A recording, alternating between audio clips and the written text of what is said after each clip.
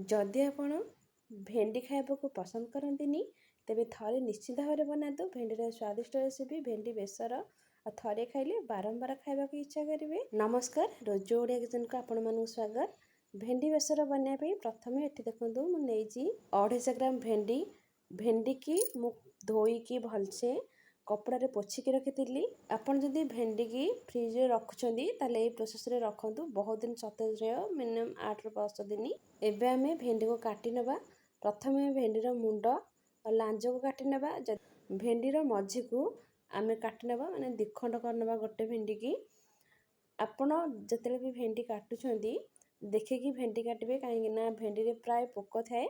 आ जदि आपण तरकारी पे भेंडी काटुछंदी एई टाइप रो लंबा लंबा टाइप रो माने लंबा पीस नेबे, तरकारी पे बहुत भलो। भजा पे काटले आपण छोट पीस रे काटी परिबे। एबे हमें कोन करबे ना, एठी देइछि मु 2टा मीडियम साइज आलू।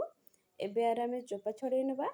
एबे आलू को मझिरु दिफाळ करिकी देखंतु एई टाइप रो माने छोट छोट माने पीस काटिबे, पूरा पतला पतला साइज रो काटिबे, काहेकि ना आलूटा सिझा पे टिके टाइम नै थाए आ भेंडीटा हमर शीघ्र सिझी जाए। तेनु करी आपण जतले भेंडी आलू बनौछंदी आलू को पतला पतला साइज रो काटिकी नेले आलूटा शीघ्र सिझी जीवो, बेसी टाइम नबनी सिझिया पई। देखंतु एई टाइप रो ही पतला पतला काटिबे। एबे देखंतु सब जाक आलू को मु काटी देइछि। एबे कोन करबे ना, गोटे बेलरे पानी नेइछि, ताको आमे आलू को पकेई नबा। आलू को जदि आपण काटिके संगे संगे पानी रे न पकेबे ताहले आलूटा कळा पड़ी जीवो। एबे आको आमे 4 ରୁ 5 थर धोई नबा। देखंतु मु धोई नेइछि, आको आमे एबे साइड रे रखि दबा। एठी देखंतु मु नेइछि गोटे मीडियम साइज पियाज। पियाज को सब बळे काट सैला पर चोपा छडीबे, से सहज रे छाडी जीवो। एबे कोन करबे ना, पियाज को देखंतु प्रथमे स्लाइस करके नबा, तापर हम छोट छोट पीस रे काटी नबा, माने चॉप कर नबा। आपण जदि चाहेबे वेजिटेबल चॉपर मध्ये चॉप कर परिबे, जदि आपण स्लाइस मध्ये काटिके नै परिबे। आ एठी देखंतु मु नै गोटे ग्राइंडर कप, एथि नउछ मु 10 ରୁ 12 टी रसुण, गोटे बड़ साइज टमाटर फाळे मु काटिके नेइछि, 2टी सुखला लंका। लंकार क्वांटिटी आपण हिसाब रे आपण कम बेसी कर परिबे। आ एठी देखंतु मु नेइछि 1.5 चामच सोरिष, हाफ चामच जीरा को भलसे धोई नेइछि। एबे आको हम ग्राइंडिंग कर नबा। देखंतु ए स्मूथ पेस्ट मु बनै देली। एबे देखंतु एठी मु नै जोटे फ्राई पैन, आ फ्राई पैन ने हमें दबा 2 ରୁ 3 चामच सोरिष तेल। तेल टिके गरम होला परे प्रथमे आमे भेंडी के भाजी नबा। आ भेंडी जेतेले भाजिबे मीडियम लो फ्लेम रे, ने हल्का टिके आमे भेंडी के भाजीबा, जेम तार लाळ अंशटा हमर रहिबनी भेंडीर। आउ भेंडी जदि आपण भाजी के तरकारी करछंदी ताहले तार गोटे अलगा गोटे टेस्ट बा अलगा गोटे स्वाद तार आसीबो। एबे देखंतु मु भेंडी की बढ़िया से भाजी नेइछि। एबे कोन करबा ना, आमे प्लेट को काढी नबा। एबे सेई पैन ने नबा 2 चामच सोरिष तेल। एबे आमे एथरे आलू को पकेइके भाजीबा। आलू को आपण जतेले भाजुछंदी सेतेले कोन करिवे, अल्प टिके हल्दी पाउडर पकेइ देबे, जद्वारा कि आलूर कलरटा बहुत बढ़िया आसीबो, ता सहित तरकारी कलर मध्ये बहुत भल आसीबो। आलू को मीडियम लो फ्लेम रे रखिकी आको आमे भाजी नबा, तार कलर चेंज होला पर्यंत, माने लाइट गोल्डन कलर होला पर्यंत। एबे कोन करबे ना, कलर चेंज होला परे एको गोटे प्लेट को काढी नबा। एबे सेई पैन ने मु नेइछि 3 ରୁ 4 चामच सोरिष तेल। आमे मसला कसिबा तेणु टिके अधिक तेल मु नउछि। एबे कोन करबे, एथे नबा आमे बड़ी के आमे भाजी नबा।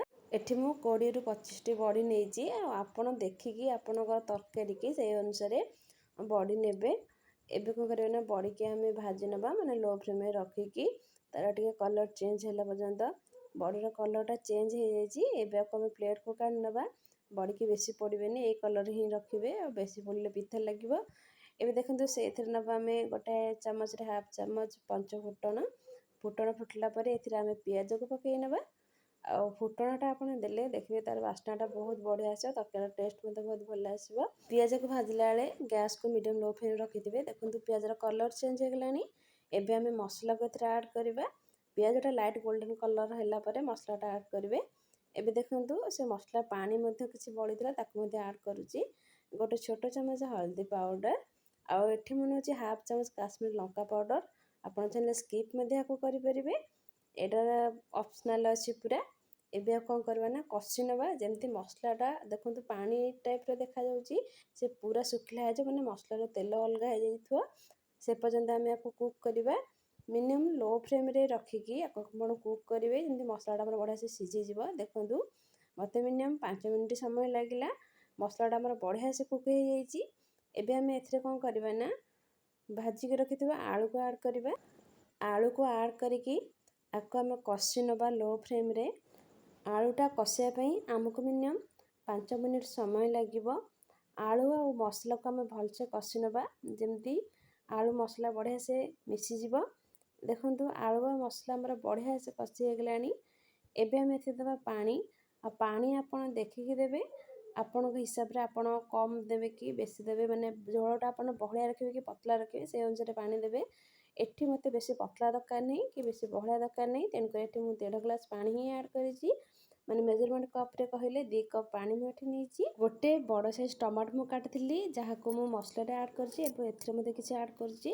ଏବେ ଆକୁ ଆମେ ଘୋଡ଼େଇ ନେବା ମିନିମମ୍ 5 ମିନିଟ୍ ପାଇଁ ମିଡ଼ିୟମ୍ ଲୋ ଫ୍ଲେମ୍ରେ। 5 ମିନିଟ୍ ପରେ ଦେଖନ୍ତୁ ଆଳୁଟା ଆମର ବଢ଼ିଆ ସେ ସିଝି ଯାଇଛି। ଏହି ସମୟରେ କ'ଣ କରିବା ନା ଆମେ କାଟିକି ରଖିଥିବା ଭେଣ୍ଡିକି ଆମେ ଆଡ଼୍ କରିନେବା। ଭେଣ୍ଡି ପକାଇ ସାରିଲା ପରେ ତାକୁ ଜମା ବି ଘାଣ୍ଟିବିନି, କାହିଁକିନା ଭେଣ୍ଡି ସଫ୍ଟ ଅଛି ଆଉ ପୁରା ସିଝିଯିବ। ଆଉ ଏହି ସମୟରେ ଗ୍ୟାସ୍କୁ ଲୋ ଫ୍ଲେମ୍ରେ ରଖିଥିବେ। ଏବେ ଆମେ ବଡ଼ିକି ଆଡ଼୍ କରିବା।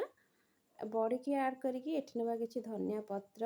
ଏ ଧନିଆ ପତ୍ର ଟିକେ ଟାଣ ଥିଲା, ତେଣୁକରି ମୁଁ ଏ ସମୟରେ ପକାଇ ଦେଉଛି। ଇଏ ମସଲା ସହିତ ବଢ଼ିଆ ସେ କୁକ୍ ହେଇଯିବ। ଏବେ ଆମେ ଏଥିରେ ନେବା ସ୍ୱାଦ ଅନୁସାରେ ଲୁଣ।